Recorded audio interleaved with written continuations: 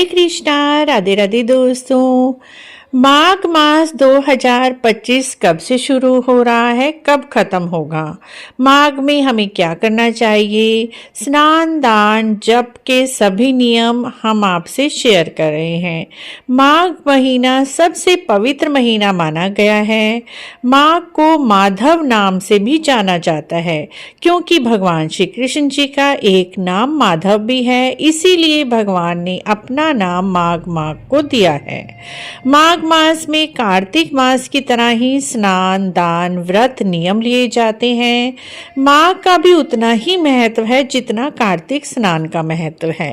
कार्तिक स्नान में जैसे स्नान का फल मिलता है, वैसे ही माघ में स्नान का अत्यधिक फल मिलता है। इसमें कल्पवास भी किया जाता है। गंगा जी के किनारे, संगम के किनारे लोग कल्पवास करते हैं और माधव मास का अत्यंत शुभ फल प्राप्त करते हैं। फ्रेंड्स, 2025 में माघ का महीना 14 जनवरी 2025 से शुरू हो रहा है और 12 फरवरी 2025 तक रहेगा। माघ के महीने में ठंडे जल से ब्रह्म मुहूर्त में स्नान करने का अत्यधिक महत्व है। वैसे तो माघ के महीने में गंगा जी के किनारे, संगम के किनारे, यमुना जी के किनारे स्नान का महत्व है, लेकिन हर कोई गंगा जी के किनारे जाकर स्नान नहीं कर सकता।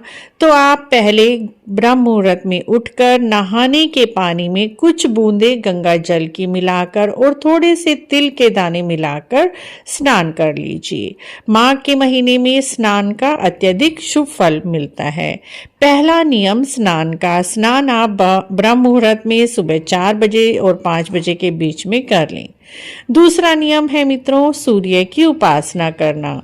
क्योंकि माघ का महीना बहुत ही ठंड वाला होता है, ऐसे में सूर्य भगवान की उपासना का भी हमें बहुत शुभ फल प्राप्त होता है। नहाने के बाद तांबे के लोटे में जल भरकर उसमें थोड़े से तिल और रोली मिलाकर सूर्य भगवान को अर्घ दें। तीसरा नियम है तुलसी पूजन का नियम। माघ के महीने में तुलसी जी की पूजा करना, तुलसी जी के नीचे दीप दान करने का भी अत्यधिक महत्व है। इस महीने में तुलसी जी के नीचे सुबह शाम दीप जलाना चाहिए, तुलसी जी की पूजा करनी चाहिए। तुलसी जी को ठंड से बचाने का आपको भरपूर प्रयत्न करना चाहिए। तुलसी जी को ढक कर रखें, तुलसी जी को चुन्नी से, कपड़े से ढक कर रखें ताकि उन्हें पाला ना पड़े, पाले में उन्हें ना छोड़ें। खुले आकाश के नीचे रात को तुलसी जी का पौधा ना छोड़ें। तुलसी माता को ढककर ऐसी जगह पर रखें जहां पर उन्हें हवा ना लगे और सुबह शाम तुलसी जी के नीचे दीपदान करें। चौथा नियम है मित्रों, भगवान विष्णु जी के जो भी स्वरूप आपके पास हैं, लड्डू गोपाल जी, राम जी, उनकी सुबह शाम पूजा करना, माघ का महात्म पढ़ना, माघ मास की कथा कहानियां सुनना।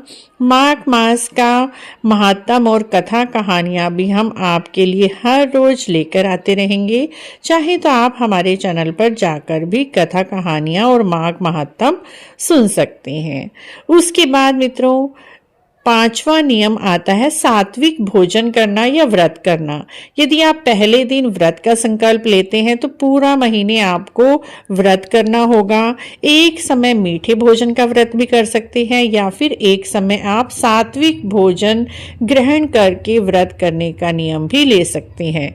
यदि आप व्रत नहीं करना चाहते तो कोई बात नहीं, आप व्रत ना भी करें, लेकिन इस महीने में प्याज लहसुन बिल्कुल ना खाएं, सात्विक भोजन करें और साथ ही माघ के महीने में मूली का प्रयोग करना वर्जित बताया गया है। माघ के महीने में मूली खाना निषेध है, इसीलिए किसी भी प्रकार से मूली माघ के महीने में ना खाएं। उसके बाद मित्रों, छठा नियम है दान करना। दान में आप तिल अवश्य ही दान करें। उसी के साथ कंबल, गरम वस्त्र, गरम खाना किसी भूखे को खिलाएं, जरूरतमंद को खिलाएं। चप्पल, जूते, जुराबे दान करें ताकि किसी की हम ठंड को थोड़ा कम कर सकें और उनके लिए ये सब चीज़ें उनकी ठंड को दूर कर सकें। तो इस महीने में आप कंबल दान कर सकते हैं, ऊनी वस्त्र दान कर सकते हैं। तिल दान का तो अत्यधिक महत्व है ही। तिल दान को स्वर्ण दान के बराबर इस महीने में कहा गया है। आप जितनी अधिक मात्रा में तिल दान करते हैं उतने ही आपको इस संसार में सुख मिलते हैं और मरने के बाद वैकुंठ की प्राप्ति होती है।